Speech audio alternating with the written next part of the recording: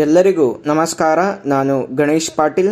ಸ್ನೇಹಿತರೆ, ಇವತ್ತಿನ ಈ ಕ್ಲಾಸ್ನಲ್ಲಿ ನಾವು ಮೋಟಾರ್ ವೆಹಿಕಲ್ಸ್ ಆಕ್ಟ್ 1988ನ ಸೆಕ್ಷನ್ 131ನ ಡಿಸ್ಕಸ್ ಮಾಡೋಣ. ಸೆಕ್ಷನ್ 131 ಮೋಟಾರ್ ವೆಹಿಕಲ್ಸ್ ಅನ್ನ ಡ್ರೈವ್ ಮಾಡುವಂತಹ ಡ್ರೈವರ್ನ ಒಂದು ಡ್ಯೂಟಿ ಬಗ್ಗೆ ಹೇಳುತ್ತೆ.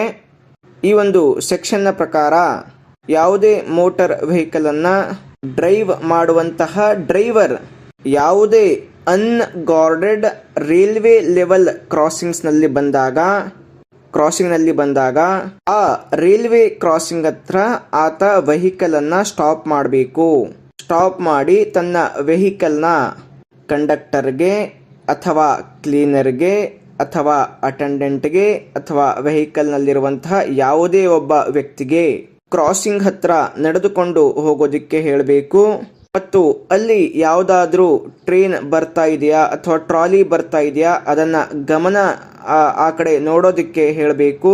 ಅಲ್ಲಿ ಒಂದು ವೇಳೆ ಎರಡೂ ಕಡೆಯಿಂದ ಯಾವುದೇ ರೀತಿಯ ವೆಹಿಕಲ್ಗಳು ಬರ್ತಾ ಇಲ್ಲ, ಅಂದರೆ ಈ ಟ್ರಾಲಿ ಅಥವಾ ಟ್ರೈನ್ಗಳು ಬರ್ತಾ ಇಲ್ಲ ಅಂತೇಳಿ ಕನ್ಫರ್ಮ್ ಆದ ಮೇಲೆ ಅವಾಗ ಆ ರೈಲ್ವೆ ರೈಲ್ವೆ ಕ್ರಾಸಿಂಗ್ ಅನ್ನ ಕ್ರಾಸ್ ಮಾಡಬೇಕು.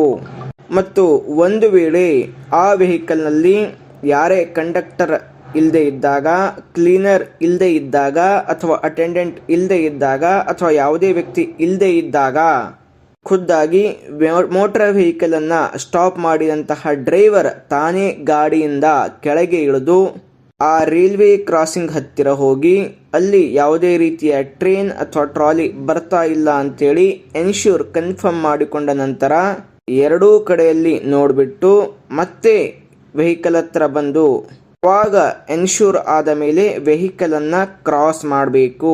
ಸೊ ಈ ರೀತಿಯಾಗಿ ಮಾಡುವಂತಹ ಡ್ಯೂಟಿ ಮೋಟಾರ್ ವೆಹಿಕಲ್ನ ಡ್ರೈವರ್ನದಾಗಿದೆ ಅಂತೇಳಿ ಈ ಒಂದು ಸೆಕ್ಷನ್ ಹೇಳುತ್ತೆ.